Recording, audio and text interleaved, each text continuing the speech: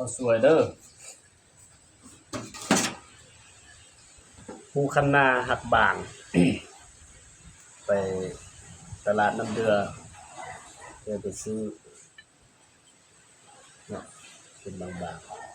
ๆแต่ว่าแซ่บอยู่เด้อล่ะเปื่อยๆต้มเปื่อยๆเนาะอากาศน้อยปลูกเอาเด้อนี่เด้อบ่ได้ซื้อได้ใส่แก้วบุกกอกแต่ว่าออกแล้วหน่อยมัน มาข้าวสวย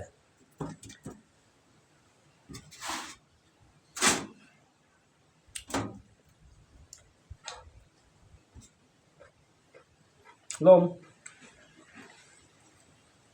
ท่านบ่ลมครับอยู่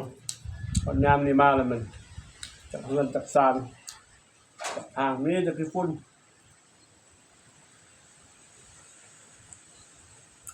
เมียก็เมื่อยถูแล้วเงินก็เสียงลมเด้อ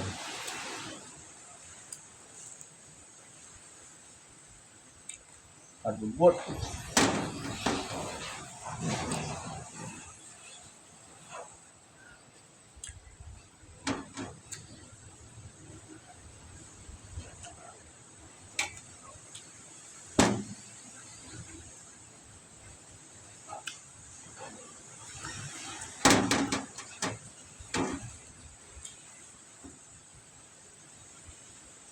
เนี่ยเขาเข้าเนี่ยอะไร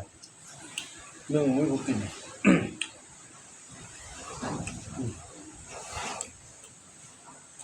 เข้าไปน้อยให้ดีเพิ่นเอามาตอนไปเชียงขวาง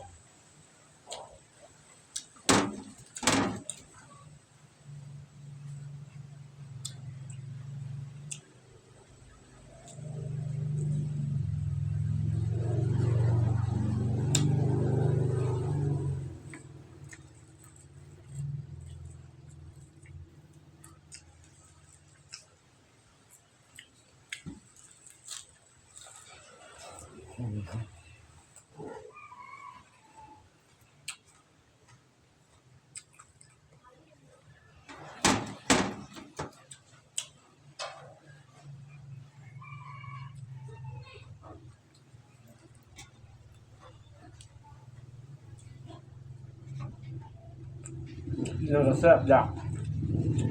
มื้อพักเที่ยง2:30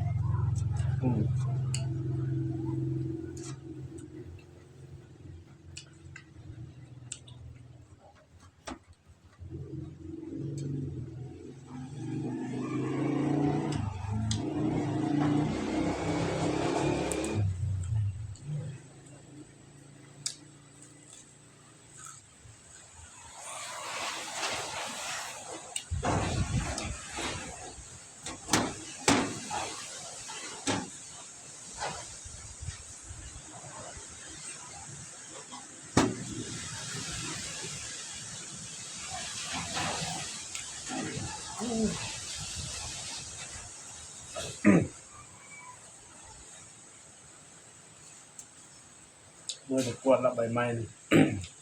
กวดกระล่นเศร้าลมเดี๋ยวกวดเธอเดียว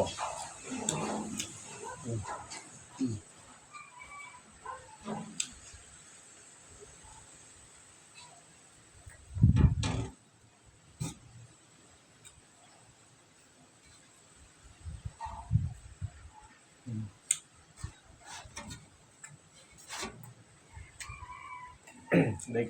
เก่งอดไก่เนาะอดไก่แต่แมนมาคุยโอ้ครับแต่การน้อยเนี่ยหรือว่าโอ้ปลาซ่อนเนาะอดกุ้งครับแต่ท่านก็ลาบปลาตองคุยการน้อยโอ้ครับหลายบงได้ชีนานแล้วพักกัน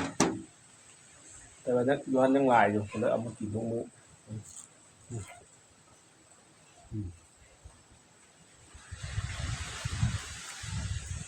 ไว้น้ำลมนี่ปลูกพักก็บ่ได้เหี่ยวหมดฮะ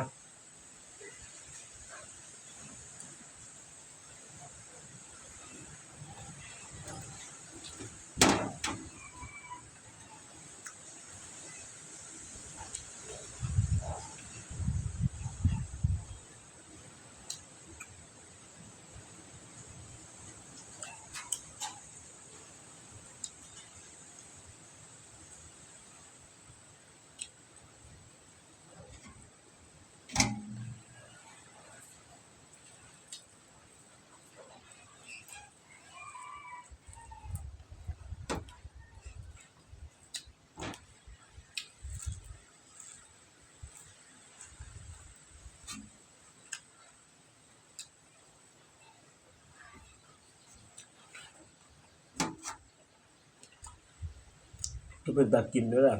แซ่บอยู่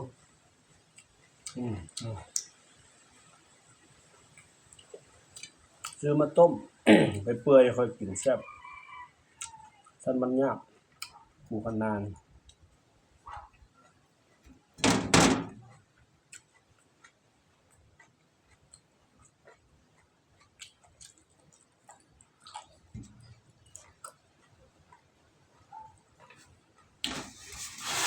โอเคแล้ว